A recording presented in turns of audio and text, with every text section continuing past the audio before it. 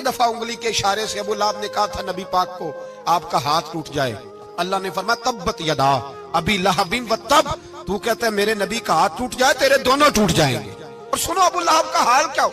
अबू लहब का माना है अबू लहब शोलों का बाप, लहब शोलों वाला। क्या मतलब?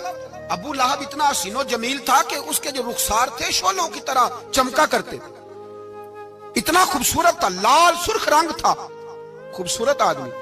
अरब में जब गुर्बत थी तो इसके घर में उस वक्त भी 2 ईंटें सोने की थी। इतना मालदार आदमी और सरदार था सारे मक्के का, लेकिन नबी पाक की बेअदबी की। तुम्हें पता ही नहीं कि रब दुनिया में सबसे ज्यादा नाराज ही उससे है जो उसके रसूल का बेअदब है, सबसे ज्यादा नाराज ही उसी से।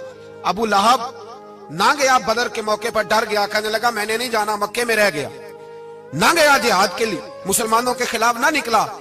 लोगों ने बड़ा इसको लान तान किया, लेकिन कहने लगा मेरे खर्चे पे 4-5 बंदे ले जाओ, मैं नहीं जाऊंगा, पीछे रह गया। लोग कहने लगे बच गया, लेकिन इसके जिस्म के अंदर ऐसी बीमारी निकली कि रेशे से भर गया सारा वजूद, रेशे।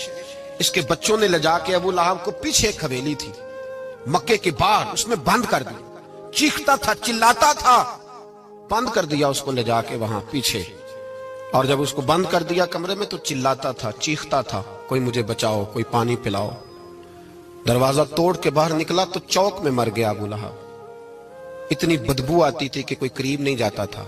चौक में लाश पड़ी थी, यह है मैयत किसी बेअदब की, मुंह दिखाने के काबिल नहीं, उनके दुश्मन पे लानत खुदा की, रहम पाने के काबिल नहीं है। चौक में लाश पड़ी है, तब्बत यदा अबी लहबिन व तब, चौक में पड़ी हुई है, कोई करीब नहीं जाता। उसके बेटों से लोग जाके कहने लगे तुम्हारा बाप था, शर्म करो।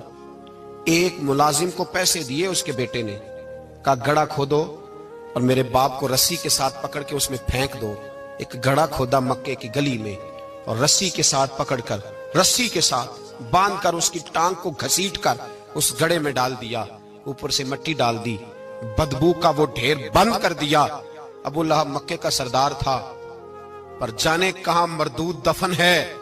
लेकिन मियानी साहब के कब्रिस्तान में जाओ, मियानी साहब के कब्रिस्तान में वो इल्मुद्दीन जिसे अपना नाम भी नहीं लिखना आता था, हजारों लोग रोजाना उसकी कब्र पे खड़े होते हैं और रसूलुल्लाह की नाते सुनाते हैं।